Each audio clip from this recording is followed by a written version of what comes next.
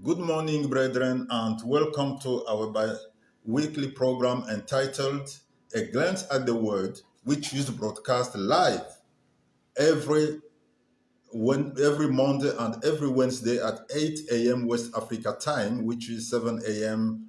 GMT. Today is Wednesday, the 20th of July, 2022, and our topic, which is the continuation of the topic that we started on the 4th of July, is entitled Self-Sentenced Death Penalty. Self-Sentenced Death Penalty. And today is part 6 of the teaching, and it is titled The Death of the 10 Spies and Others. The Death of the 10 Spies and Others. Let's read in the book of Numbers, chapter 14. We're going to read verse 2, then verses 26 to 30. Numbers chapter 14, verse 2, then verses 26 to 30. Let's read. Numbers chapter 14, verse 2. And all the children of Israel complained against Moses and Aaron, and the whole congregation said to them, "If only we had died in the land of Egypt, or if only we had died in this wilderness." Verses 26 to 30. And the Lord spoke to Moses and Aaron, saying, "How long shall I bear with this evil congregation who complain against me? I have heard the complaints which the children of Israel make against me. Say to them, As I live, says the Lord, just as you have spoken in my hearing, so I will do to you.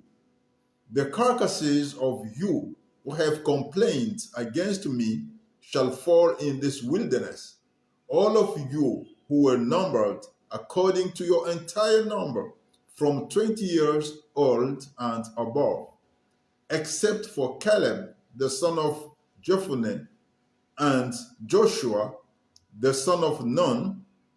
You shall by no means enter the land which I swore I would make you dwell in. Okay. You see, we all know the story.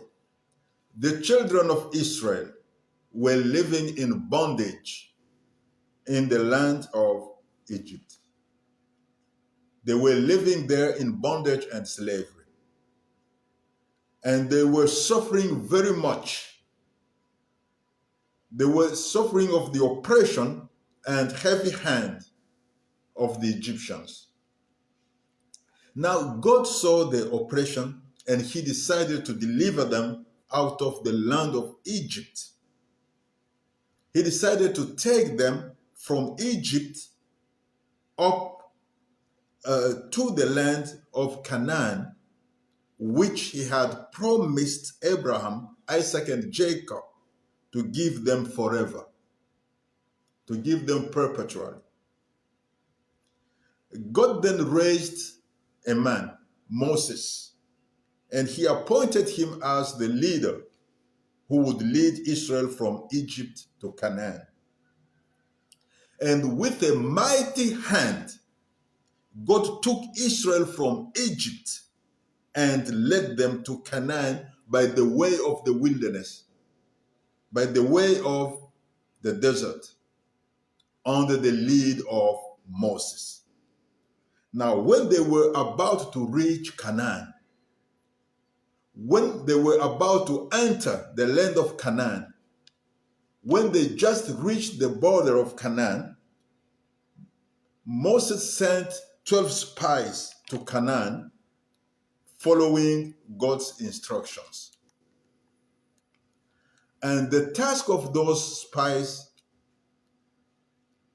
was to spy out all the land of Canaan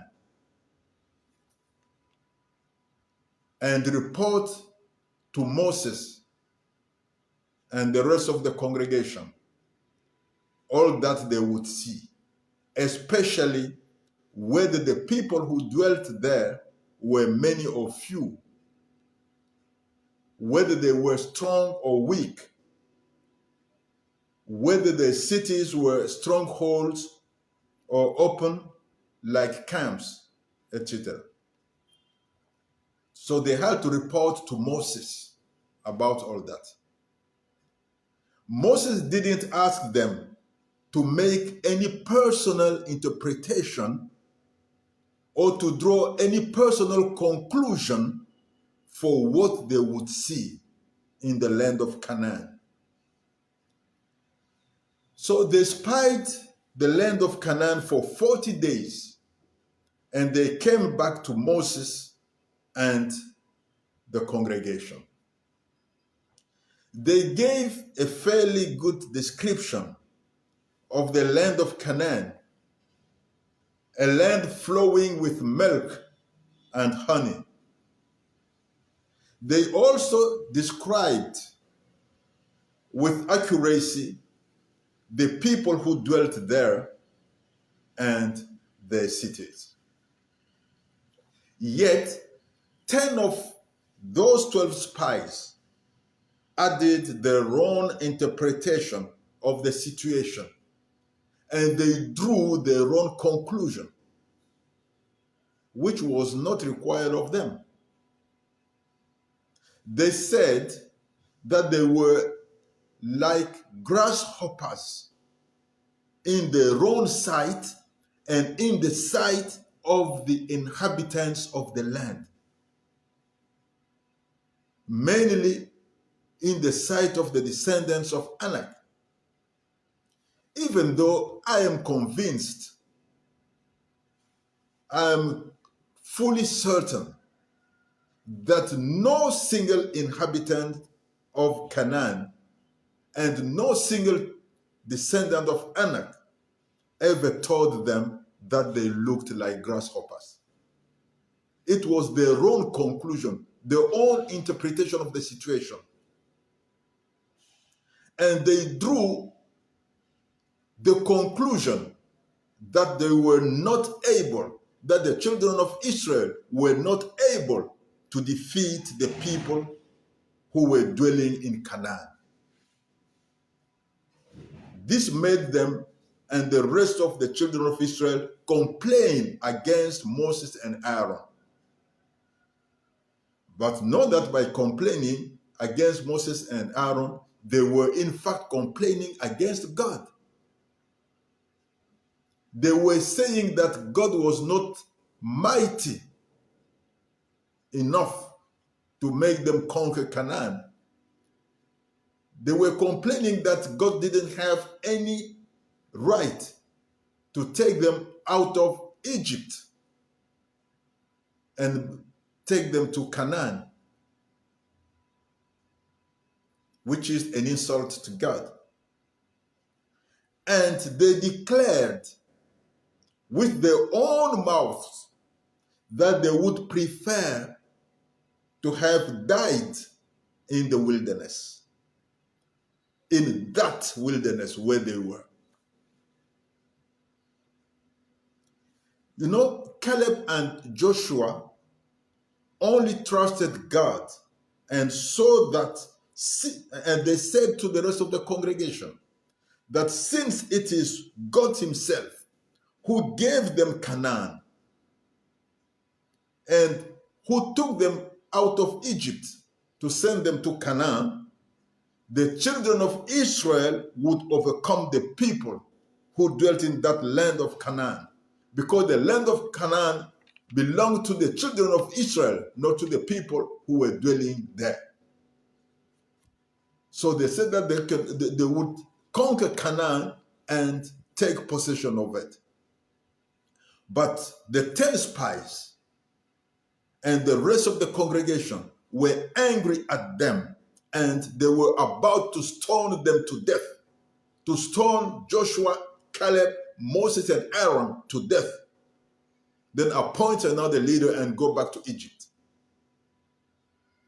And that's when God's glory appeared in the tabernacle of meeting, which made an end to that threat of stoning Caleb, Joshua, Moses, and Aaron. Now God told them this plain truth. When you sow a seed, God himself makes that seed grow and produce its fruit. So every word that we speak in God's hearing is a seed that we sow and which definitely produces its fruit. That is why God said, just as you have spoken in my hearing, so I will do to you. This is what God told the 10 spies and the rest of the congregation. And he told them, since you said that you wish you have died in that wilderness, then you're going to die in that wilderness. So beware of what you say with your own mouths. Because the words of your mouth, the words that proceed from your mouth, have creative powers. And also, watch out that you never complain against God. Complaining against God is an insult to God. Never complain against God. Everything that God does is good, and it is for your good. Remember the verse that says, all things work together for good for those who love God. If you love God, if you are a child of God, if you are a son of God or a daughter of God, know that all things work together for good for you. But what is important now to know is that every word that proceeds out of your mouth, that proceeds from your mouth, is a seed that you are sowing, and it will grow and produce its fruit.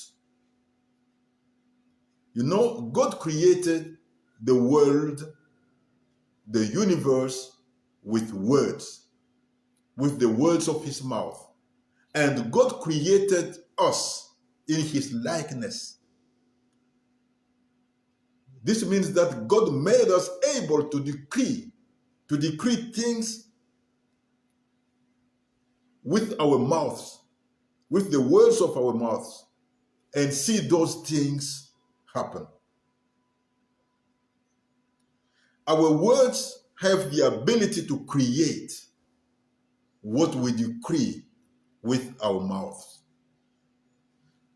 In fact, here is what happens.